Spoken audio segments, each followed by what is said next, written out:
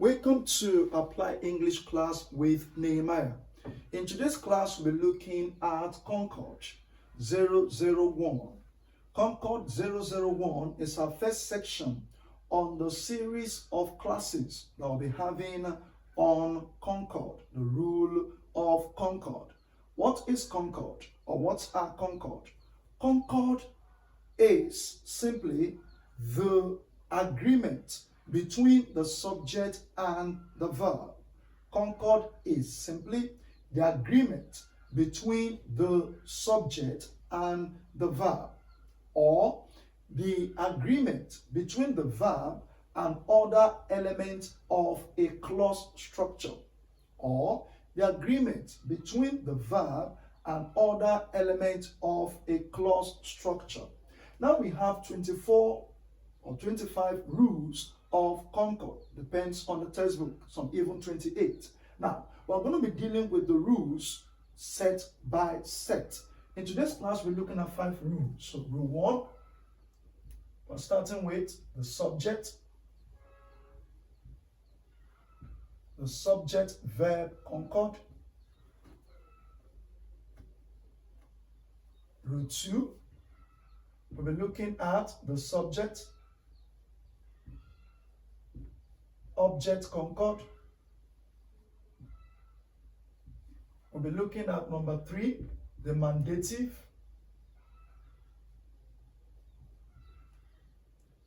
And subjunctive concord. And number 4, we'll be looking at a pair of concord.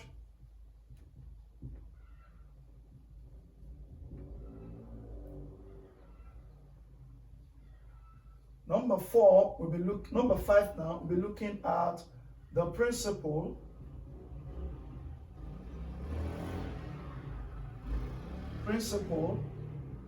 of proximity. Concord. Now you call it principle of proximity concord or proximity concord. All right.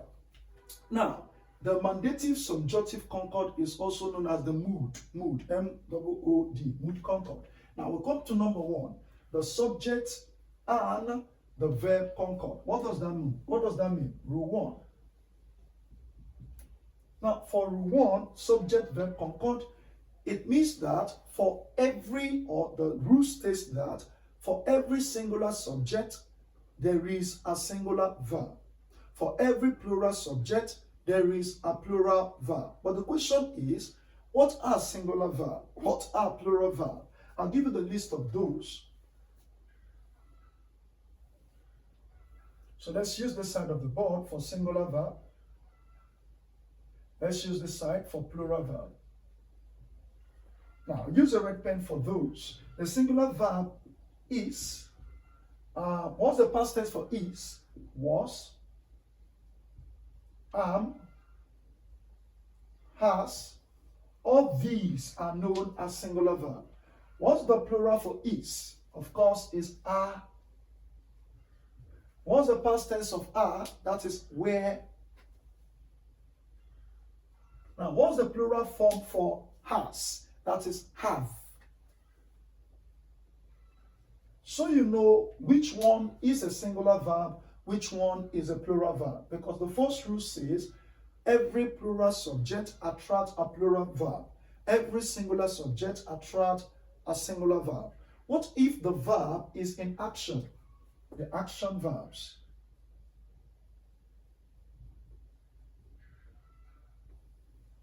For the verbs that are in action, you can have the word speaks.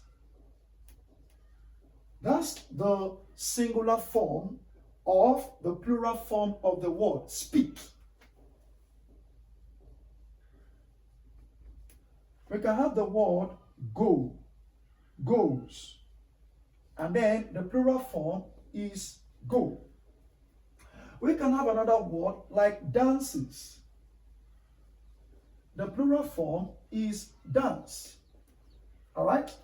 And so on and so forth. We can have another one like, walks.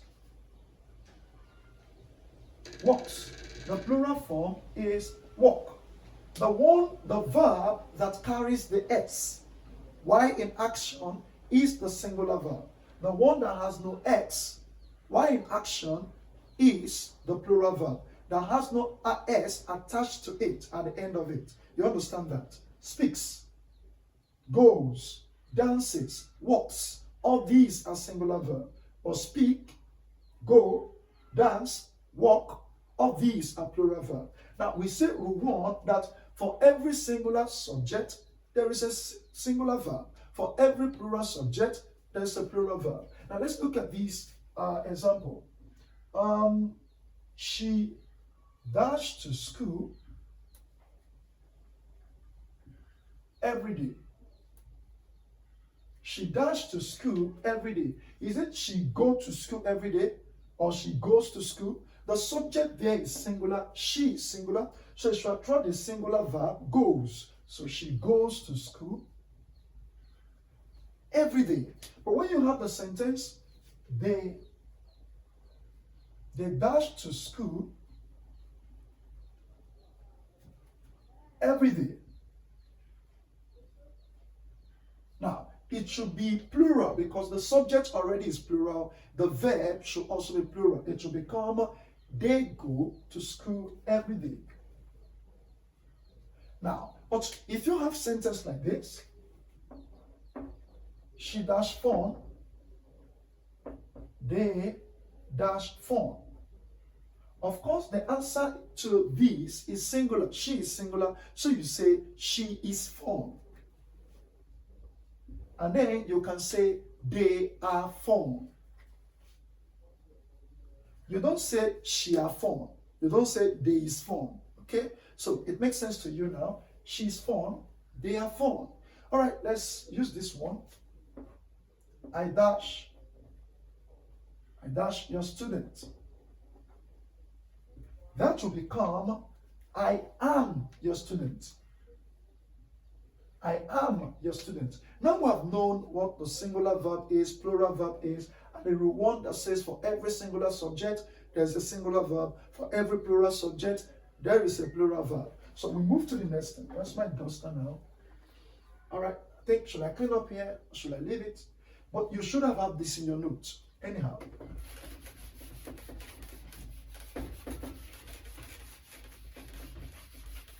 All right, now rule 2. We're coming to rule 2 now.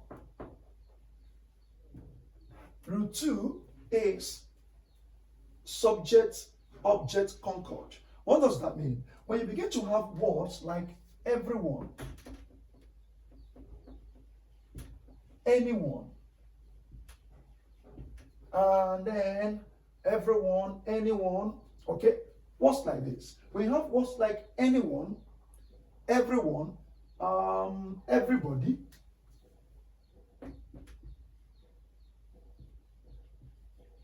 all right, when you have these words in a sentence, okay, it must be followed by a singular object. The object must be singular. I take that again. But the noun is not always singular, because if the object is singular, the noun also should be singular. The verb also should be singular. All right? Now, when you have everyone, anyone, everybody in a sentence, the object of that sentence should be singular, but the verb is not always singular. There's an exception to it. Now, if you have a question, everybody dash their name. I have two options for you. Option A, everybody know. Sorry. Everybody dash name. All right. Option number A, everybody knows their name. Everybody know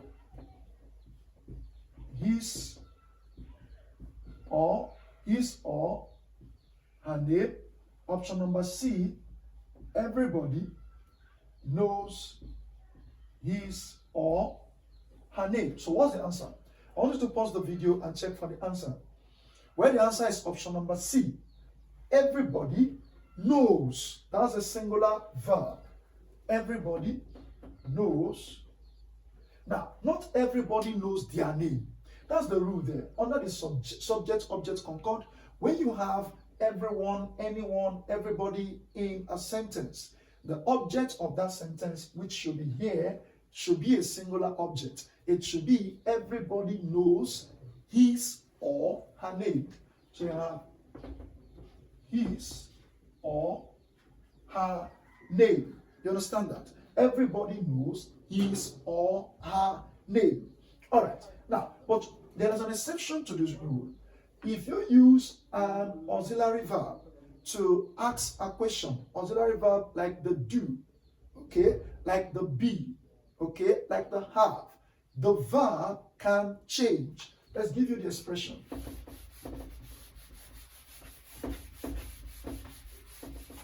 Look at this. Does anyone dash the answer?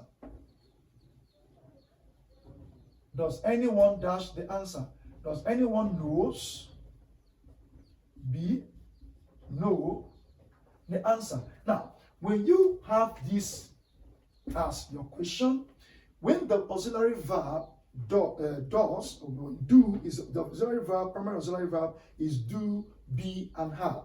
All right. Now, when you use do, does, did to ask a question, the verb that follows it should remain in its base form. We have a video for that, which is the question form of the primary auxiliary verb. You can check out that video, question forms of the primary auxiliary verb, where we use the auxiliary verb do, be, and have to form questions. There are exceptions to the rule. Now, for this one, these are the exceptions to this rule. For this one, when we have does, which is a primary auxiliary verb, and it forms a question, the verb that should follow, the main verb, this is primary auxiliary, now the main verb that is there should remain in its base form. Does anyone know the answer? Look at this expression again. So the answer is no. Does anyone know the answer? All right. But when you have this expression, do everybody dash a car? Now, should it be do everybody has? Do everybody have? Of course, the verb form does not change. It remains in the plural form in the way it is. Everybody have a car. Not everybody has a car. Are you following now? Everybody have a car in the plural form. All right? Now, the verb is not changed. The verb remain in its base form or in the plural form, as we see here. Now, if you have this again, did she dash yesterday? Of course, this is a question. Did she dash yesterday? Now, A, did she come yesterday? B, did she came yesterday? Remember, the verb will remain in its base form. So the answer is, did she come yesterday? Did she come yesterday? Of course, this is a question. All right. Finally, let's ask another question. So pull up this now, rule 2. Look at this. Do everybody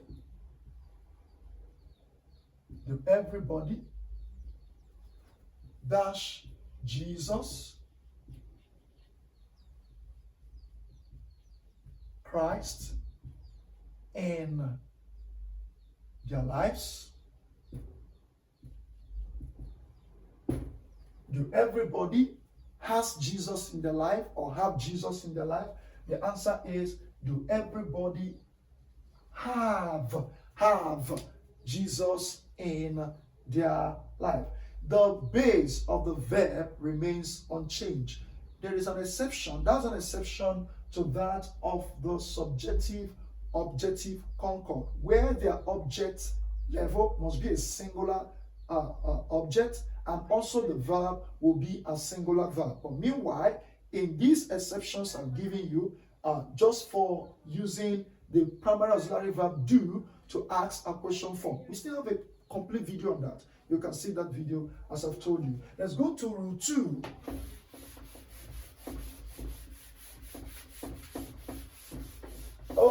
Rule 3, not rule 2. So rule 3,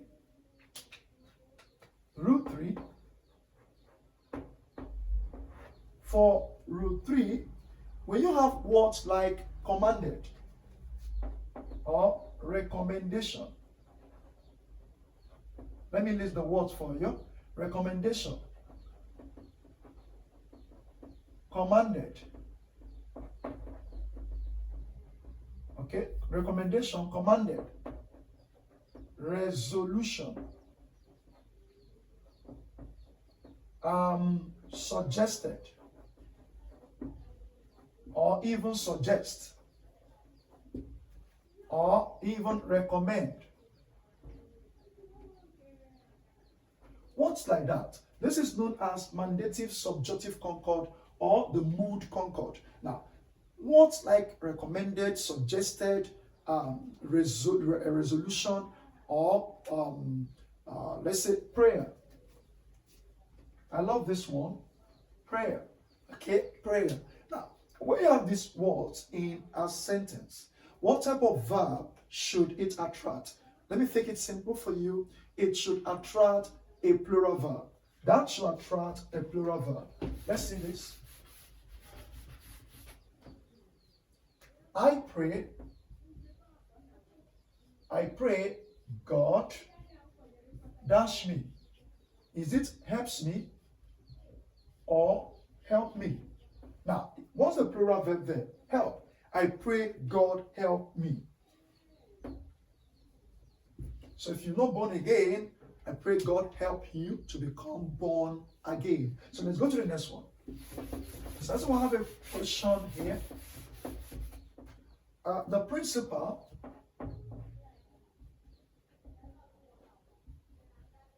suggested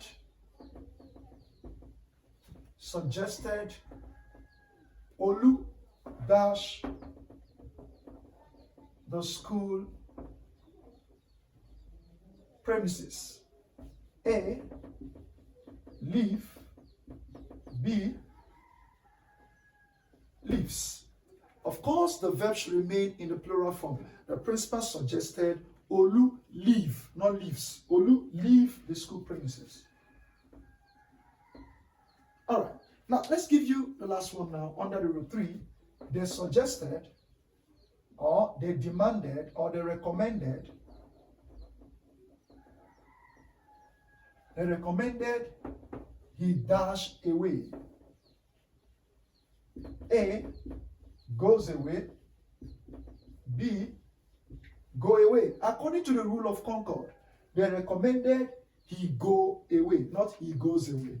All right? So be careful. When you're writing your exam, the Lord will reveal these rules to you. Just read, study, pay attention to the class, and in your exam hall, the Lord will remind you of it in Jesus' name. So let's go to the next rule.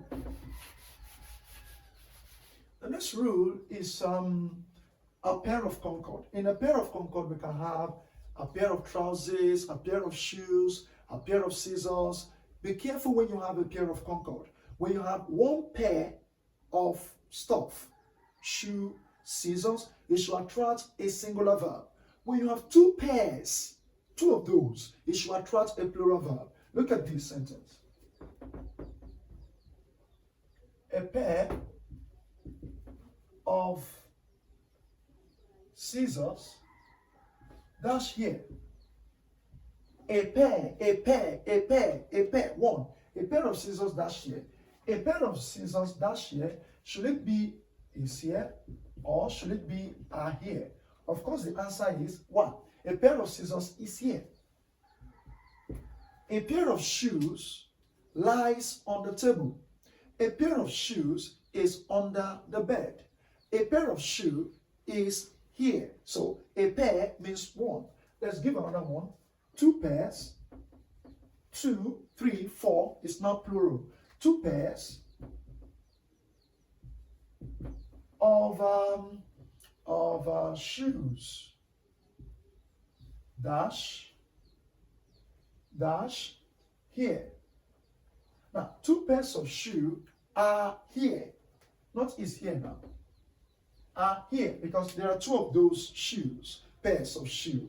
All right, so that's a pair of Concord. Now, pay attention to the last one, the principle of proximity. Very important. So, the principle of proximity.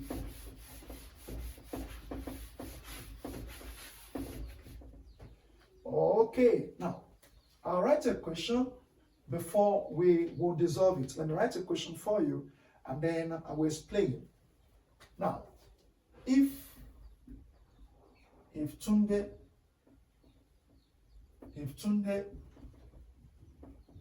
passes his examination,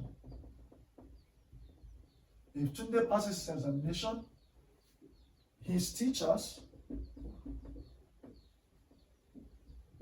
the principal, his parents, his friends,